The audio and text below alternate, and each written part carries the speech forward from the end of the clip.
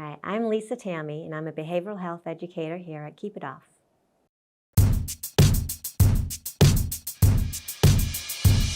Yeah, so will you gain or lose muscle on the diet? That's a great question. And that's a little bit of a tricky one, right? Because our meal replacements are designed to have a lot of protein in them.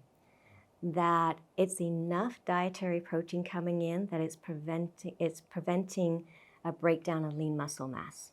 That's what we want. We want to lose weight, fat mass, but we want to protect our lean muscle mass. Research shows that we will lose some muscle mass, but we're going to be limiting how much we lose.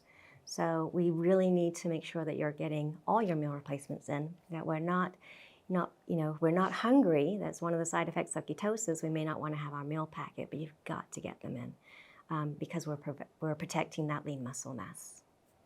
So you're done with the diet, now what, right? So that's a really great question. And there's some anxiety there. So if you're feeling anxiety, don't worry about it.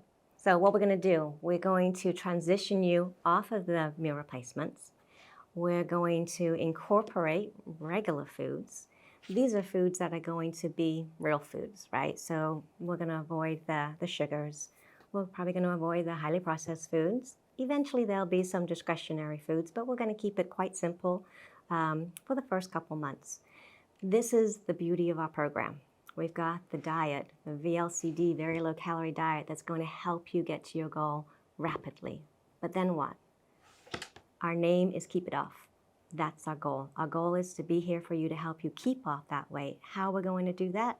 We're going to be talking about nutrition. We're going to be following a routine eating plan that's going to be individualized to you, right?